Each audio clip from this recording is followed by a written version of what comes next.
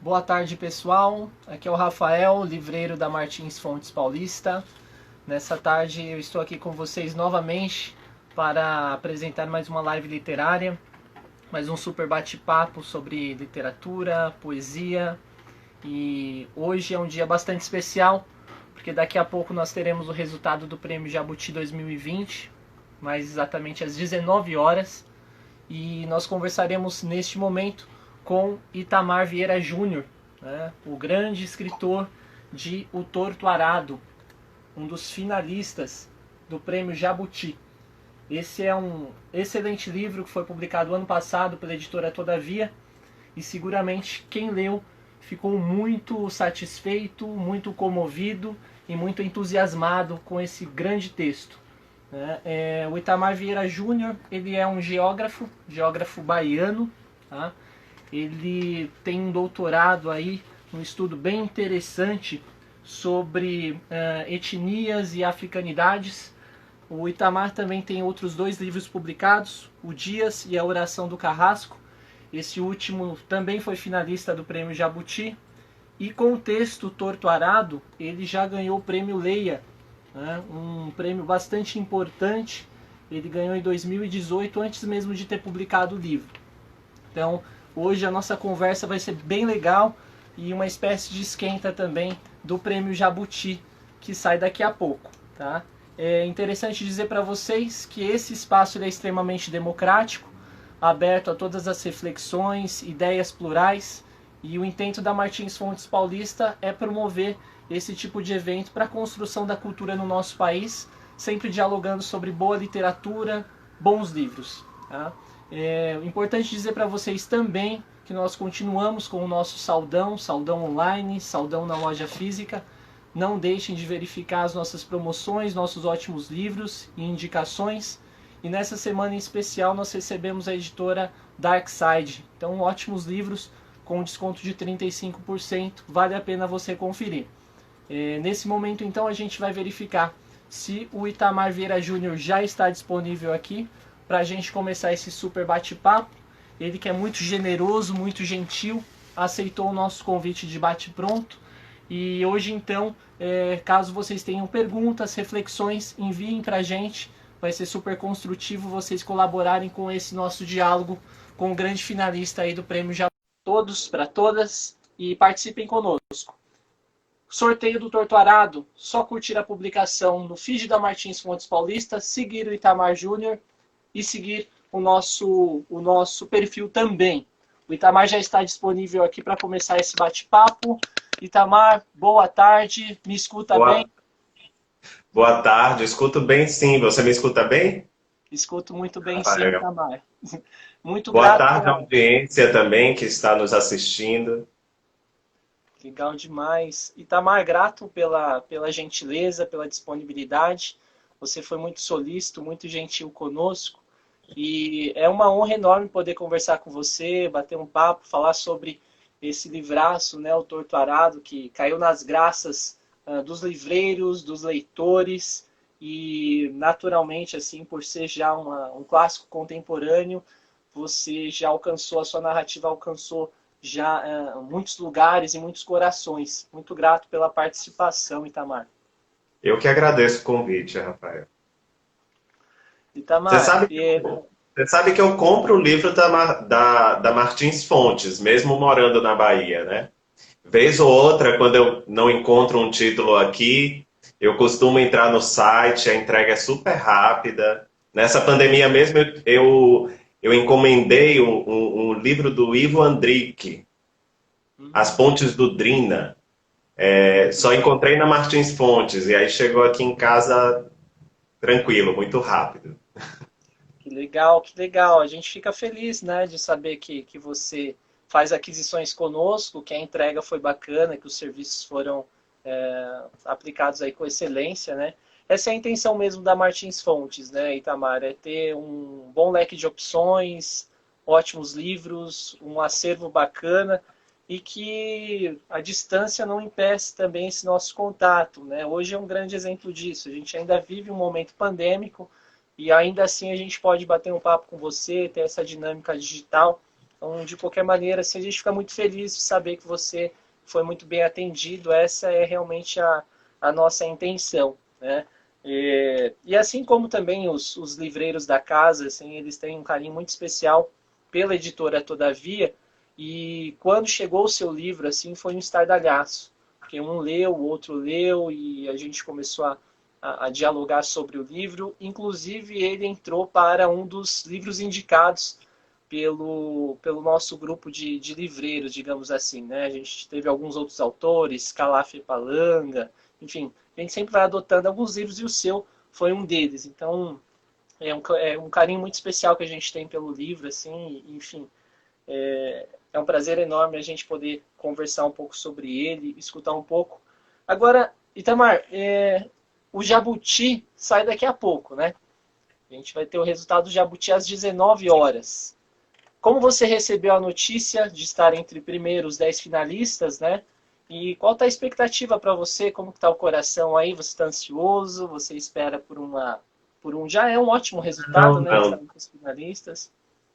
Acho que não tenho ansiedade nenhuma, não, em relação. Para mim já é muito gratificante estar entre quatro grandes autores, né? Imagina, vou poder contar para os meus descendentes que eu estive numa lista com o Chico Buarque, com a Maria Valéria Rezende, com Paulo Scott, Adriana Lisboa, pessoas que eu acompanho o trabalho há muito tempo.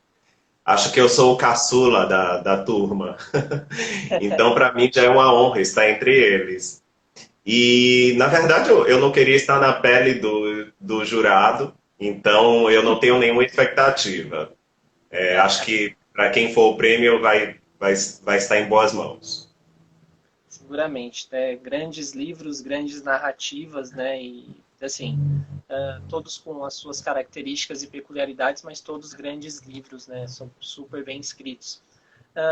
Hoje a gente vai falar especialmente do Torto Arado, Itamar, e acredito que essa dinâmica que ele teve, esse alcance exorbitante que ele teve, se deve a uma construção muito bem feita, né, de um romance. E você abarca questões históricas, você remete muito à ancestralidade no romance, né? Para quem não fez a leitura, o Torto Arado, ele é uma narrativa, né? Ele é um romance dividido aí em três passagens, são três partes, né? O fio de corte, Torto Arado e Rio de Sangue, Eu né? destaque. E aí são Exatamente. três personagens narrando ali, e a gente vai acompanhar a história, né, de uma família de descendentes, né, de escravizados, sobretudo ali a vida, né, de Bibiana e de Belonísia, e tem todo um suspense muito grande na narrativa, né, e também todo um enriquecimento. Eu fiquei pensando muito quando eu terminei o livro, numa frase do Tolstói, que eu acho que cabe muito assim a impressão que eu tive da leitura, que é aquilo que, se você quer ser universal, cante a sua aldeia, né? E eu acho que você fez muito bem isso. Eu gostaria que você falasse a princípio para a gente, Tamar, como foi esse processo de pesquisa, de elaboração, de preparação do Torto Arado? Eu soube que você fez um trabalho a priori de doutorado, né, uma pesquisa bem profunda, muito detida, etnográfica. Como que foi esse processo todo até você chegar no romance? Né? O que foi analisado ali, o que você experienciou, sobretudo? Pode falar um pouco para a gente, Tamar? Você estava falando, citando o Tolstói, e eu estava pensando aqui no Adonis. Ele tem um verso que diz assim: nasci numa aldeia reclusa, pequena como um útero, e jamais saí dela. Eu acho que é isso, né? É voltar às origens, é contar, narrar essa história a partir do nosso centro, que sempre será o nosso lugar. O começo de Torturado, Rafael, é muito curioso. Eu era adolescente há muito e vinha de leituras dos grandes romances da geração de 30 e 45, estava profundamente influenciado. Eu nasci já em Salvador, na capital, então eu não tinha muito contato com o campo, mas meu pai viveu no campo até aos 15 anos e meus avós paternos também. Então tem toda uma memória familiar sobre essa vida, né, no interior, essa vida diferente, né? Isso está muito presente nas narrativas da família. Eu comecei a escrever o livro, cheguei a escrever 80 páginas numa máquina de escrever Olivetti Letter 82, ainda me lembro que meu pai Nossa. me deu de presente, comprou as prestações, me deu de presente de Natal. E daí eu escrevi 80 páginas, mas imagine você, não tinha nenhuma maturidade, nenhuma experiência, né? E a gente mudou de casa, essas páginas se perderam. Mas a centralidade dessa história, que é a narrativa centrada nas duas irmãs, na relação que elas têm com o pai e com a terra, isso continuou e me acompanhou durante muito tempo. Eu não fui.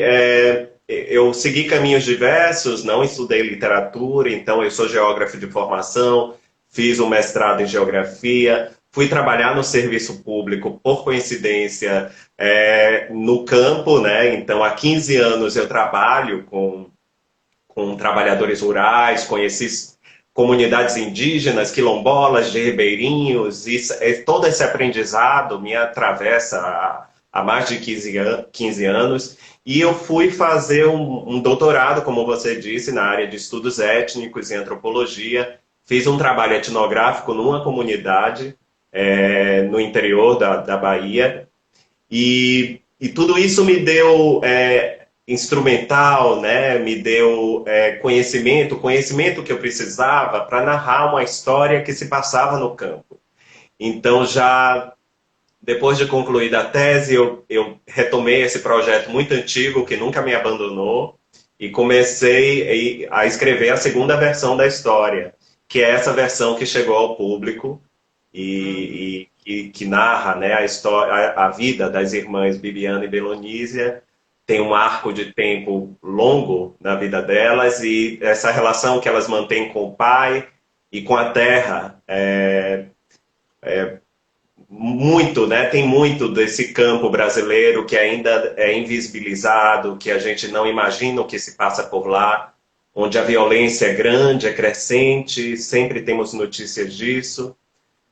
Toda a minha atenção e meu olhar era para recriar essa atmosfera, né? Recriar esses acontecimentos a partir da literatura para contar uma história. Eu acho que todo escritor quer isso, contar uma história. Contar para alguém. A gente não imagina para quantas pessoas essa história irá chegar, né? Mas o que nos move a escrever é isso, é contar uma história. E de fato, né, o alcance foi imenso, até pela delicadeza e profundidade da história, do texto, né? E apresenta mesmo nuances de um Brasil que muita gente desconhece, né? Até pelo espaçamento geográfico que a gente tem, enfim.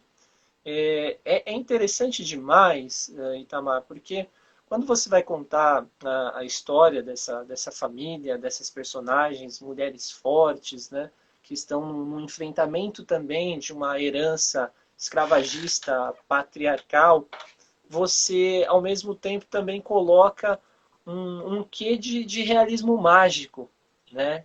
Especialmente ali na passagem final do livro. Isso eu fiquei bem feliz assim de acompanhar, impactado, né? E eu acho que é sobretudo nessa passagem que traz um pouco a genealogia, o retrato desse Brasil, né? De outros momentos, de outros períodos até os dias atuais, né? Eu gostaria de perguntar para você, né? De que você falasse um pouco para a gente da importância mesmo da oralidade. Você estudou ritos, você experienciou, fez incursões, né, por comunidades. Como que você vê nessa experiência cotidiana esse, esse, esse nó, né, esse encontro com a nossa ancestralidade, com os nossos saberes, através da cultura oral, que é muito forte, né? Como que você sente isso, sentiu em toda essa pesquisa escrevendo o livro, Itamar? Durante todos os meus anos trabalhando com muitos camponeses, né, com muitos trabalhadores, eu tive uma aprendizagem muito grande, né? Sobre tudo que se dá com a Terra e que está e que se passa na Terra. Então,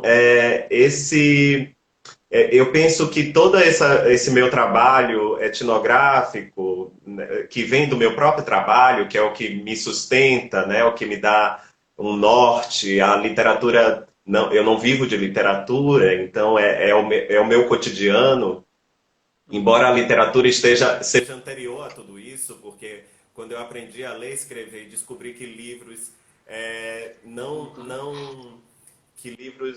não davam em árvores, eu quis fazer também esses livros, né? Isso me acompanha há muito tempo. Imagine você que eu muitas vezes levava um gravador a campo e para fazer registros, né? Registros fotográficos, registros orais, e eu voltava para o trabalho e tinha muitas vezes que transcrever aquilo, né? E eu via que tinha tanto ritmo, tinha uma harmonia, uma melodia. E quando eu pensei em retomar esse projeto do romance, eu disse, agora eu encontrei o estilo que esse romance deve ter. Ele deve ser como se estivesse sendo narrado por essas pessoas. É claro que eu não mimetizei a fala deles, eu não teria essa capacidade, e eu acho que o leitor também não conseguiria, tornaria a obra mais hermética. O que eu fiz foi narrar de forma literária, mas como as histórias eram narradas para mim. Embora a Bibiana e a Belonísia não existam, o corte na língua não exista, muitas outras coisas não existiram de fato, né? A última personagem, como você bem disse, né, que é uma personagem que não é humana, mas ela atravessou a história. Eu, de fato, não pude conversar com ela, mas ela vem para dar um sentido, né, à história. E eu fico pensando a função dela, Rafael, né, na história. O que é que essa personagem chegou, não havia planejado no começo, mas ela faz uma ponte entre a Bibiana e a Belonísia e o passado de todo um povo, né, o passado, a ancestralidade daquelas pessoas. Eu penso que a escravidão foi um período muito cruel da nossa história e até hoje a gente carrega as chagas desse período, né? Vídeo que aconteceu na sexta-feira naquele supermercado em Porto Alegre. Isso é o racismo estrutural que ainda norteia, né, tudo neste país ainda nos dias de hoje. Mas essa memória dolorosa muitas vezes não foi transmitida de geração para geração, porque as pessoas queriam esquecer esse passado. Então a geração da Belonise e da Bibiana já não guardava essa memória, né? Não guardava a memória da escravidão. E sendo que tudo que elas passavam ali tinha uma relação muito profunda com esse passado colonial do Brasil. Mas a Santa Rita Pescadeira, né, que é a última narradora, ela conta a história a partir de uma outra perspectiva, de uma perspectiva mais ampla, de uma perspectiva histórica. E ela pode fazer uma ponte entre a Bibiana e a Belonísia com esse passado. Você falou em realismo mágico no começo, eu lembro muito dos livros ditos como realismo mágico, principalmente o Gabriel Garcia Marques, e lembrei do Gabriel dizendo assim, mas não tem nada de mágico nas minhas narrativas, vocês não conhecem a América Latina, né? É só realista, eu escrevo realismo. Mas esse toque que você diz que Torturado tem mágico, nada mais é que a escrita a partir de um lugar diferente, a partir do lugar do outro, que é o lugar dessas personagens. Para elas que viviam entre uma religião como o Jaré, tudo aquilo era possível, né? Era fato, poderia acontecer, poderia ser narrado. Eu queria escrever essa história a partir da perspectiva das personagens. Então, para mim, não pareceu nada mágico quando essa última narradora surge, né? É mais um deslocamento do meu olhar para o olhar do outro, né? E a partir do seu olhar, construir e narrar uma história.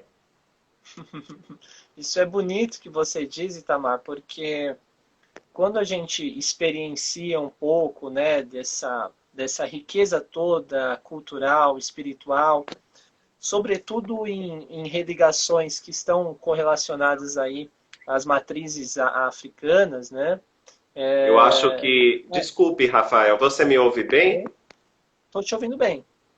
Ah, Uhum. o som Você tá me baixou um ouvindo tanto, bem? eu não consigo ouvir você. Você não consegue me ouvir? Será que agora está um pouco melhor? Estou um pouquinho mais próximo, vou falar É, um mas pouco não é mais alto. problema seu, não. Eu acho que foi problema comigo mesmo. Né? Uhum.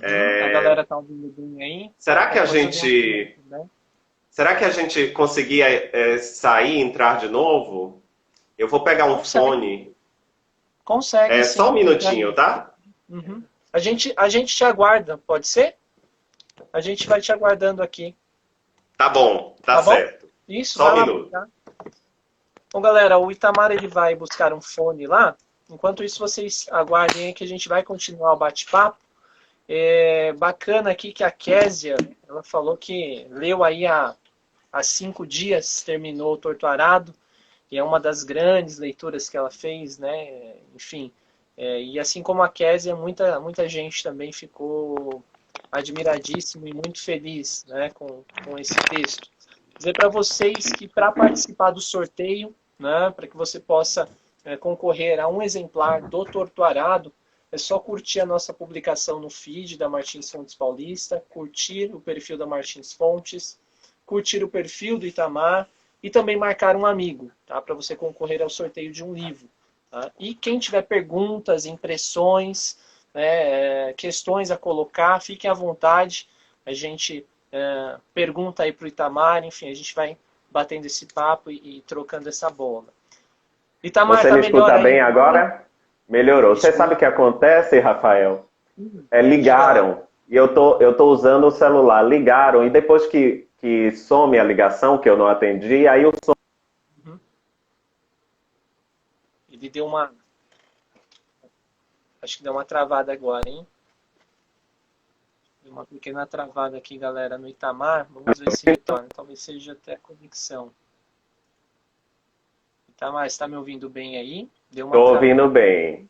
Deu uma Eu travada, agora vou. voltou. Agora voltou. Está me ouvindo legal. Travou novamente. Bom, a gente também está num distanciamento geográfico bastante razoável, né? Não dá para saber como está a conexão lá do Itamar, mas a gente vai aguardando aqui. A Milane. Agora me ouve? Me Agora sim. ouve? Uhum, Pronto. sim, sim. Tá me ouvindo legal aí? Tá me Acho que vendo era legal? problema no Wi-Fi. Aí eu botei já na rede de dados para não ter problema. Ótimo, às vezes a conexão dá isso mesmo, mas são contingências da Exato. tecnologia, né, Itamar? Isso. Itamar, você tinha falado da Santa Rita Pescadeira e a narrativa dela ali no terço final do livro.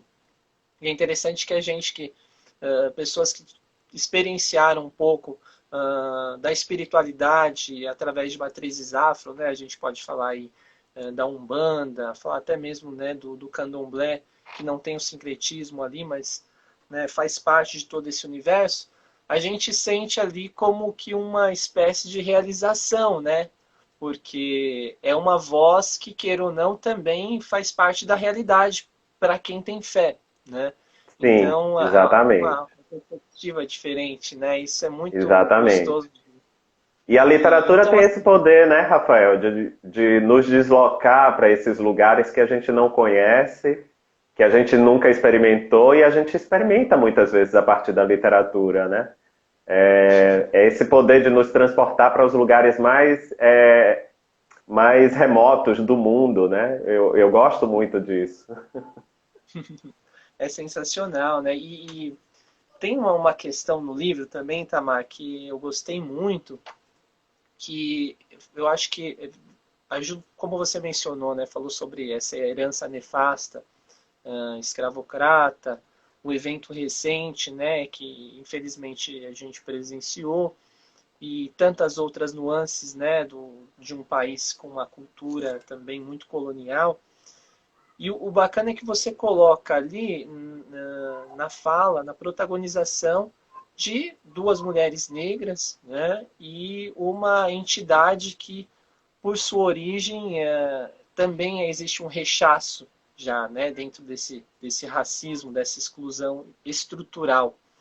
E a gente vem acompanhando, né, o Paulo Scott é um outro autor, a gente vem acompanhando muito dessa literatura decolonial, né, desse propósito de mudar o olhar e conseguir, de uma maneira mais intimista e mais fidedigna à realidade, entender um pouco do nosso país, né, entender um pouco desses nossos males. Né. Eu gostaria de perguntar para você, Itamar, como que você vê hoje, né, essa literatura com esse propósito, né, de desestigmatização, com um propósito de amplitude, de visão de mundo? Você vê com entusiasmo os autores contemporâneos, né? Como que você vê a dinamização também no mercado literário desses textos, né? Como que você está acompanhando tudo isso, Itamar? Eu fico imaginando, Rafael, que hoje, de fato, eu vejo grandes editoras publicando autores que trazem a centralidade do homem negro, da mulher negra, do homem indígena para suas histórias. Nem sempre foi assim, né? Mas se olharmos para o passado, sempre escrevemos, né? Quem foi Machado de Assis, quem foi a Maria Firmina dos Reis, quem foi o Lima Barreto, quem foi a Carolina Maria de Jesus, a Ruth Guimarães, tantos outros, né, que escreveram, ou seja, escrevemos desde sempre. Uhum. E eu vejo com muito interesse, parece que as grandes editoras despertaram para isso, né? A gente tem toda uma geração que ascendeu, né, que entrou na universidade há quase 20 anos e que pôde, e que saiu da universidade com formação e procuram ler histórias que se aproximem de suas vidas, né? Tem esse espaço. Eu vejo também um grande interesse das pessoas em sair do seu lugar, né? Em sair da ficção que fala do eu, que fala de si mesmo, e ler histórias de outras pessoas, porque a nossa vida só não basta. Eu fico imaginando se eu precisasse escrever autoficção, certamente eu não conseguiria fazer literatura, porque para mim escrever é esse deslocamento, né? É assumir, é interpretar as personagens. E precisam ser um tanto diferente para a gente poder experimentar essa outra roupagem, né? Essa outra existência.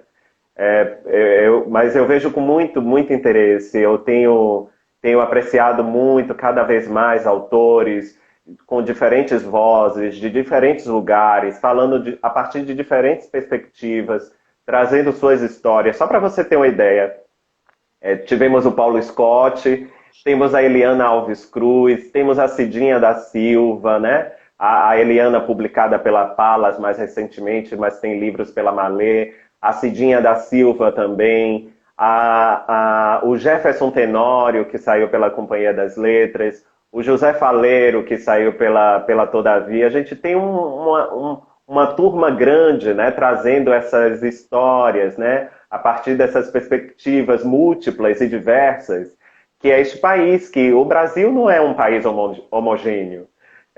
O Brasil é um caldeirão cultural e étnico, né, e durante um longo tempo, eu penso que depois de Grande Sertão Veredas, a gente não teve mais essa centralidade, essa descentralidade na literatura. Durante muito tempo, ela foi urbana, e isso não sou eu que digo. Professora Regina Dal Castanhe, que tem um grupo de pesquisa na Universidade de Brasília, fez um censo sobre as publicações brasileiras.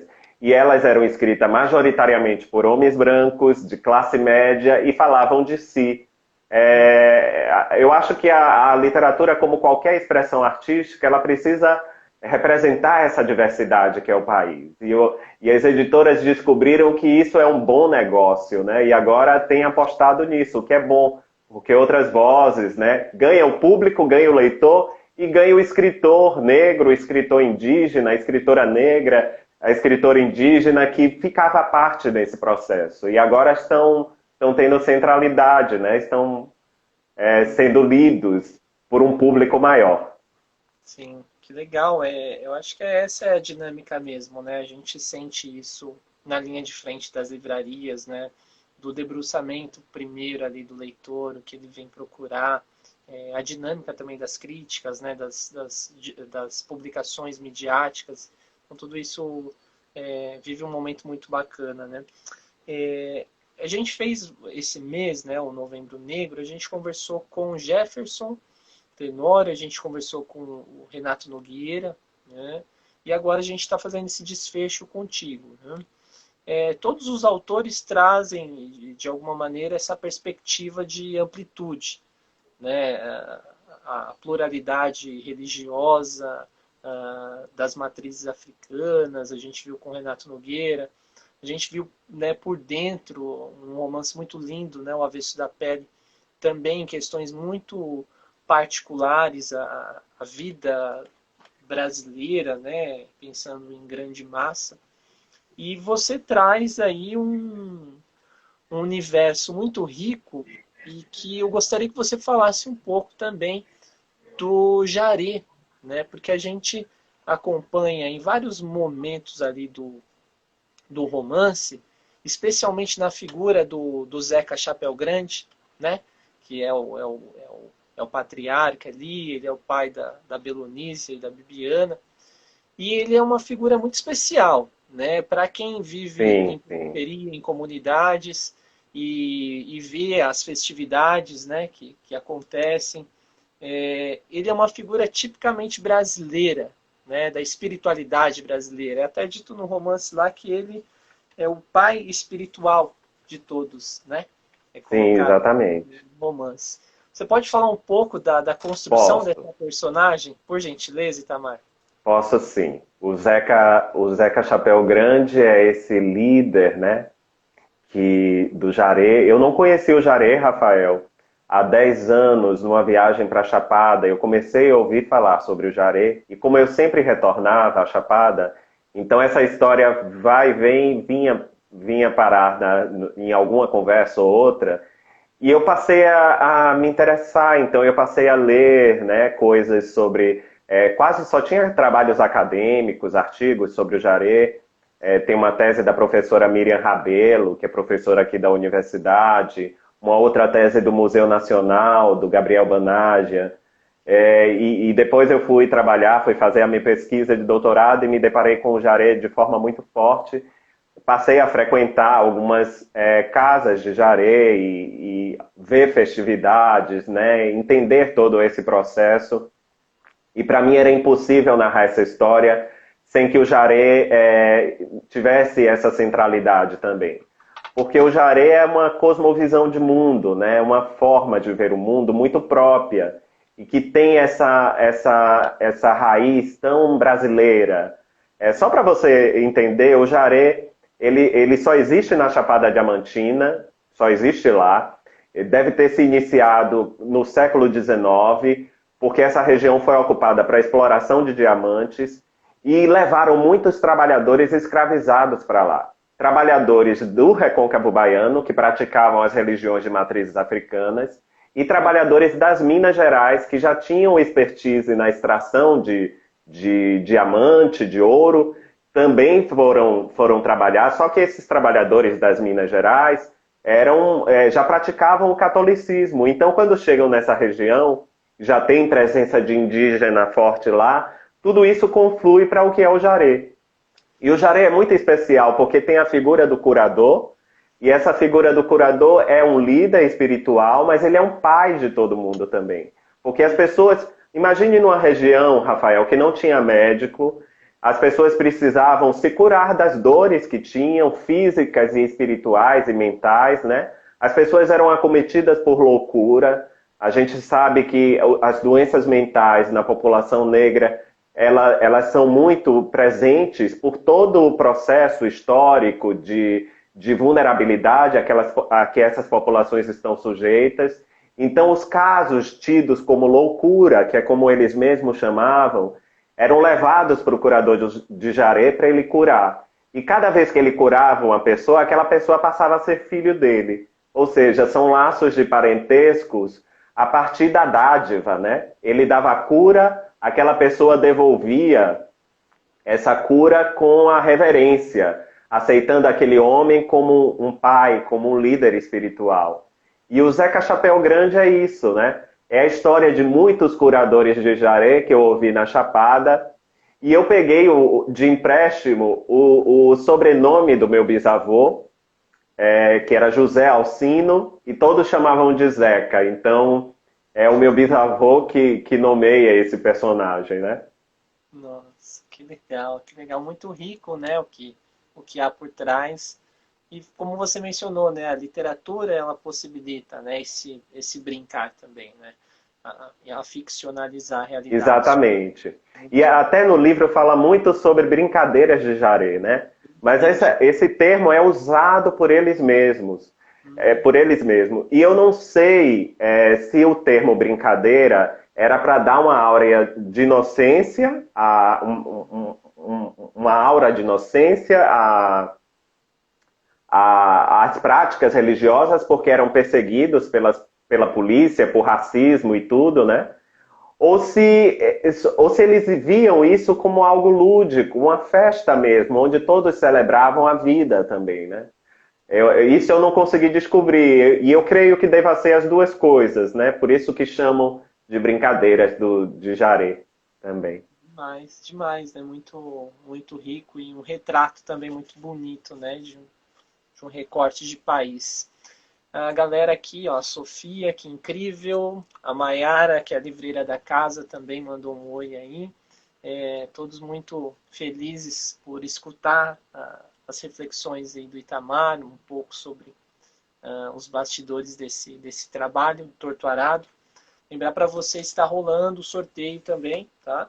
Então, quem quiser participar para concorrer de um exemplar do Torto Arado, curtam lá a publicação no feed da Martins Fontes Paulista, sigam o Itamar, sigam o perfil da Martins Fontes Paulista e marquem um amigo também para concorrer a esse livraço. Se você não leu, seguramente vai curtir demais. Itamar, a gente falou um pouco sobre a espiritualidade, falou um pouco sobre essas personagens. Agora, tem uma questão interessante ali, né, para a gente falar um pouco da Belonísia e da Bibiana, né? Sim. O próprio título, né, do Torto Arado, ele é extremamente simbólico, né, na narrativa ali, especialmente quando apresenta-se a vida da Belonísia, né?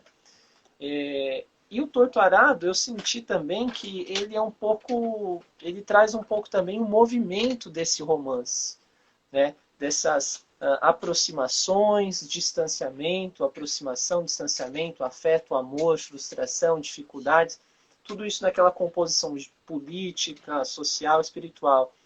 Eu gostaria que você falasse um pouco para a gente da definição, da escolha do título, como ele ocorreu até você, e as possibilidades simbólicas mesmo, né? Porque eu acho que isso enriquece muito também o seu trabalho, né? O título é muito curioso, Rafael, porque foi de uma obra que eu li na adolescência, quando eu comecei a escrever a primeira versão de Torto Arado, e que é Marília de Dirceu, do Tomás Antônio Gonzaga. O verso é o frio ferro do Torto Arado. E eu lembro que eu procurava uma expressão que pudesse representar um pouco aquela história. Tá, o título, o romance não foi para frente, eu vivi minha vida, e anos depois, muitos anos depois, eu retomei a escrita e escrevi uma nova versão com outro título. E aí lá pela metade, eu disse, não, mas esse romance já tem um título. É aquele título do passado, é Torto Arado. Em alguma parte do romance, quando eu falo do arado, que é o objeto que está na terra, aquele objeto enferrujado, retorcido, e que foi manejado pelas mãos dos ancestrais daquela família, né, daqueles trabalhadores, eu vi ali um simbolismo muito forte, porque o romance trata disso, de permanência, de uma escravidão que não foi completamente abolida, porque não foi feita a reforma agrária junto com a abolição né? E essas pessoas continuaram vulneráveis, vivendo de maneira em regime de servidão, que é um regime que espelha muito a escravidão, e a gente vai encontrar pessoas vivendo em regimes semelhantes até os dias de hoje, né? Então, eu não vi título melhor para nomear essa história. Tem a simbologia do objeto arado, e o arado que foi manejado pelo passado e continua a ser manejado no presente, né? O arado que rasga a terra, que dá a vida, mas que também pode ser uma maldição, porque não parava. Era o arado que servia para abastecer os bolsos dos poderosos, né? Enquanto aquelas famílias permaneciam com nada. E aí foi por isso que o título voltou esse título do passado. É um forte, né? Assim, quando você fala também dessa mola propulsora, né? Essa mola propulsora de exploração, de tanto sangue, que a Santa Rita Pescadeira relata, né? Com mais Sim, detidão, é bem intenso mesmo. Né?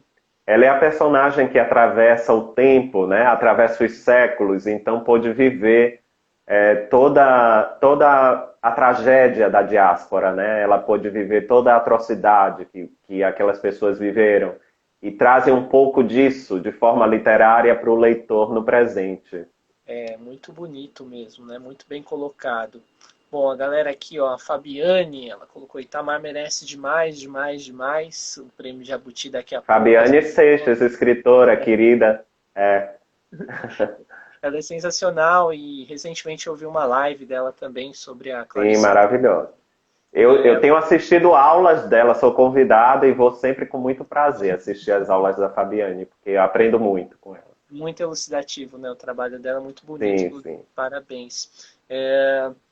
Aqui também a galera falando, olha, o livro mais indicado, o Prêmio Leia, já conquistado, Jabuti Oceanos, o livro merece todos e muito mais. Então aqui está uma torcida imensa, né, por você. Tem A uma torcida assim, o pessoal que lê parece Copa do Mundo. Tem uns que é, torcem para um, tem uns que. É bonito ver essa torcida toda. o pessoal aqui, enfim, elogiando, mandando boas energias, enfim, falando sobre a emoção da leitura, né, enfim, tem muita coisa bacana que o pessoal está falando aqui. Bom, Itamar, para a gente pensar um pouco, continuar pensando um pouco no romance, eu a gente fala, tem um núcleo, né, digamos assim, que é a questão da terra, né, como você coloca ali após a abolição, momentos subsequentes ali, todo o desamparo, né, e a manutenção daquela exclusão toda. E a gente vê tem uma personagem bem interessante ali que eu acho que vale a pena citar, que é o Severo, né?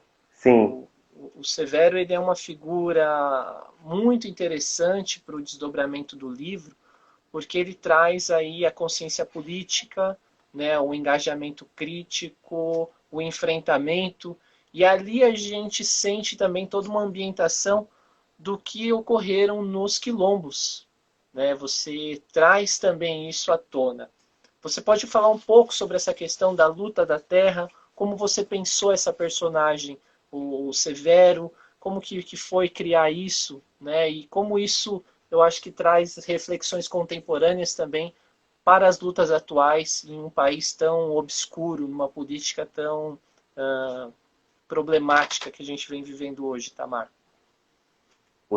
Assim como a Santa Rita Pescadeira faz uma ponte com o passado que não foi vivido, o Severo faz essa ponte com o movimento sindical, o movimento social organizado, né? A saída dele de Água Negra, ele se confronta como trabalhador com esses movimentos e pode trazer para a história, né? Ele pode trazer para a fazenda, quando ele retorna, um pouco dessa experiência e dar um tom mais político à luta daquelas pessoas. De fato, é um livro que trata. Aquelas pessoas passam a se reconhecer como quilombolas. E é assim que eu tenho visto ao longo de muitos anos, né, de trabalho com camponeses, essa identificação que eles vão construindo aos poucos, a partir do resgate da própria história. E o Brasil hoje, Rafael, tem mais de 3.000 comunidades quilombolas identificadas, e isso mostra um tanto, né, do trabalho que temos pela frente. A Constituição de 1988 é a primeira a tocar do termo e a garantir o direito que essas comunidades têm ao seu território. E é uma luta que, de tudo que a gente vem passando nesse país, às vezes ainda permanece invisibilizada, permanece apagada. A gente não costuma parar para pensar na tragédia que os povos indígenas têm sofrido, na tragédia que os povos quilombolas, ribeirinhos, inúmeras comunidades tradicionais do Brasil têm vivido, principalmente no atual governo, né? Isso é bom ressaltar. Inauguraram a política de nenhum centímetro de terra para ninguém, e os conflitos têm se agravado sobremaneira. Então, Torturado não como obra literária pode até levar isso para essa problemática para o leitor, né? Mas essa experiência, ela permeia nossos dias, ela está no Brasil desde sempre, né? Os primeiros quilombos começaram a ser organizados em contraposição à crueldade do sistema escravagista. Então, aquelas pessoas deixavam seus trabalhos e se organizavam de forma a resistir, né, a todo o racismo que existia no sistema colonial. E nos nossos dias chega dessa forma. São pessoas remanescentes desses trabalhadores que foram escravizados, que vivem na terra. Muitos viveram errante de lugar para lugar e se encontram há gerações em extrema vulnerabilidade. E o que quer se fazer hoje, o que deveria ser feito, é o que não foi feito no momento da abolição, por exemplo, que era a reforma agrária, para dar condições de vida e dignidade a essas pessoas. Temos inúmeras comunidades quilombolas, indígenas, como eu disse, em situação de extrema vulnerabilidade, fragilizadas, e que precisam de atenção. E se a literatura pode despertar um pouco a atenção de qualquer pessoa, assim como tudo, né? Qualquer atividade que a gente realize, se a gente puder chamar a atenção para aquilo que nos incomoda, isso já vai ter valido, ter escrito também esse livro. Embora não fosse o princípio mobilizador dele, né? Ele apenas é um retrato do que nós somos. Eu acho que toda literatura é um retrato do nosso tempo, né? É um testemunho do nosso tempo. Todo autor dá um testemunho do seu tempo.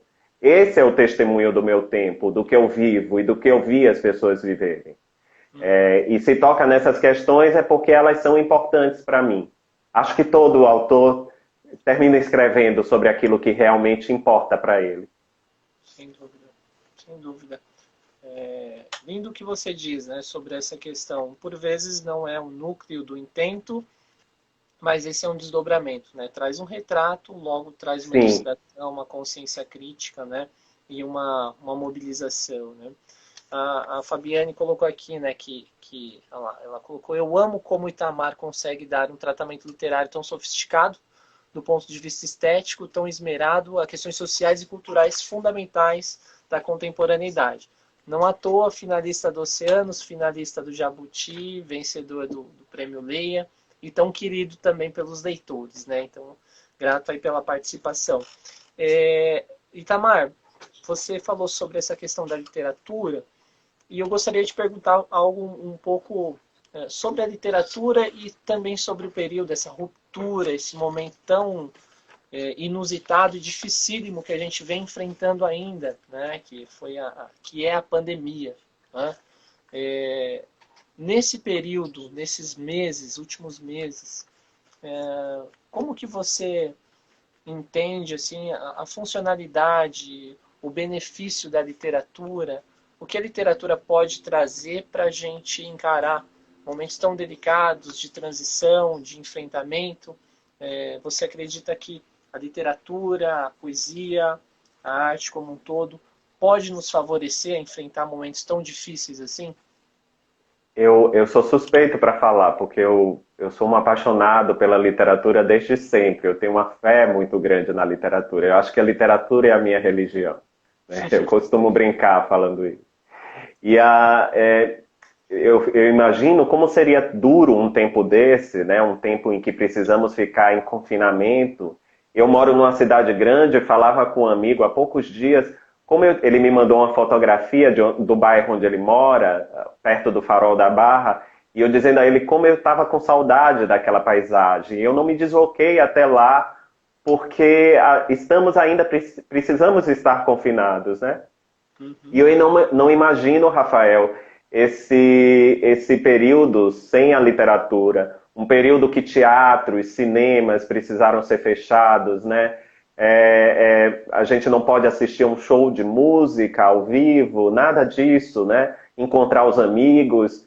A literatura foi um alento, para mim especialmente, porque eu passei o ano falando de Torto Arado, então, para mim especialmente, o ano passou que eu nem percebi e me ajudou a lidar com esse período tão forte, né? Um período tão estranho, de rupturas mesmo, ruptura de uma vida que achávamos que era normal, né? A pandemia não é algo isolado que está acontecendo na Terra. É algo que tem uma relação muito forte com a forma que estamos vivendo, né?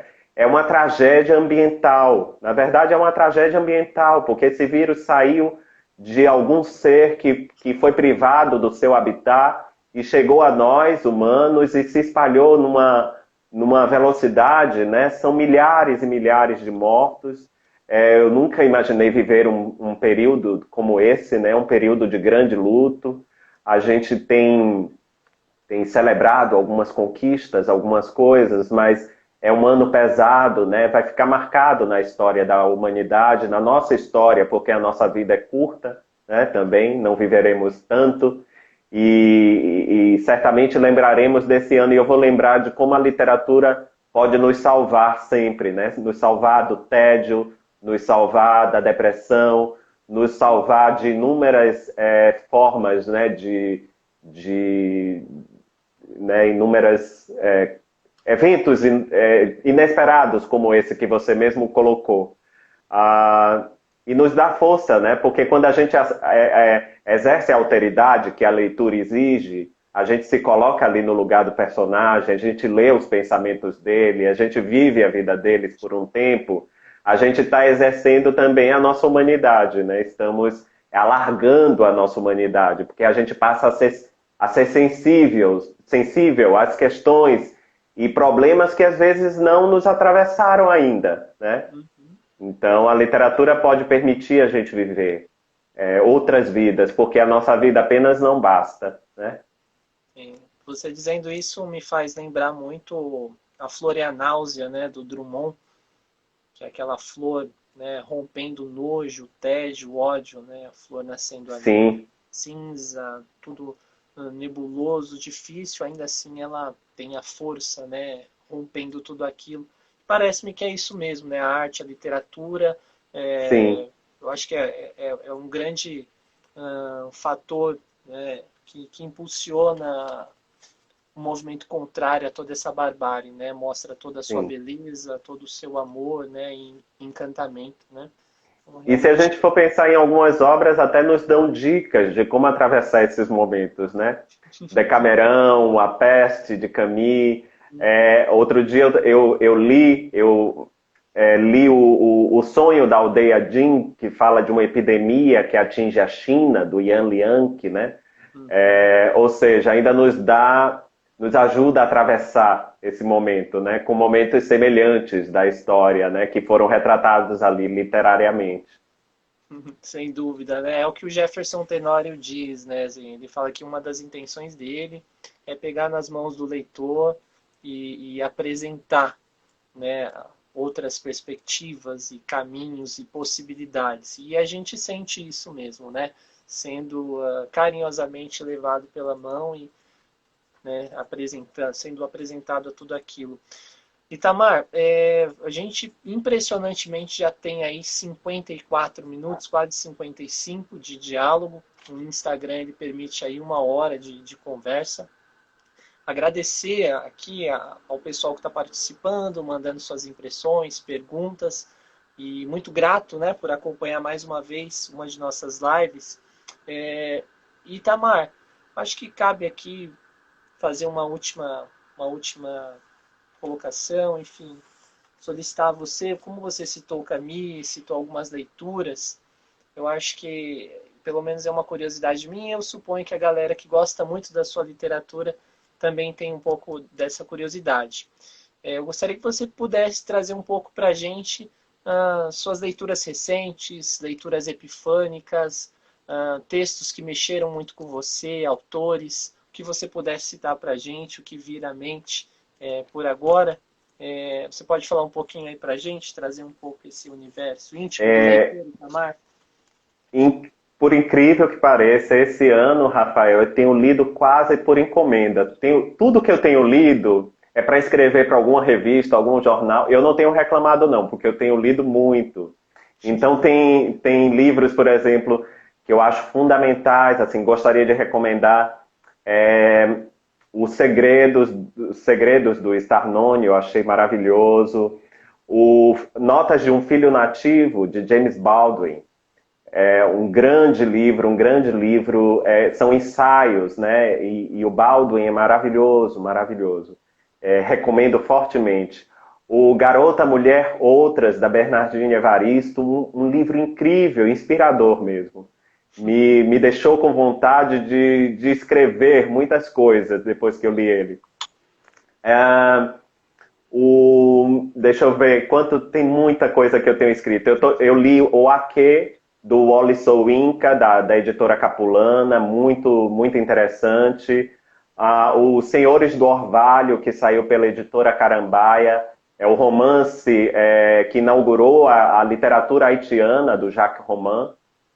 E é um romance escrito em 44, mas extremamente atual. Professor Eurídice Figueiredo me disse: Itamar, eu li esse romance há muitos anos, em francês, porque ele nunca tinha sido traduzido para o português, e ela disse: parece tanto com Torto Arada, e alguém me convidou para ler, para participar de um podcast. Eu li, adorei, terminei escrevendo para a Folha de São Paulo também.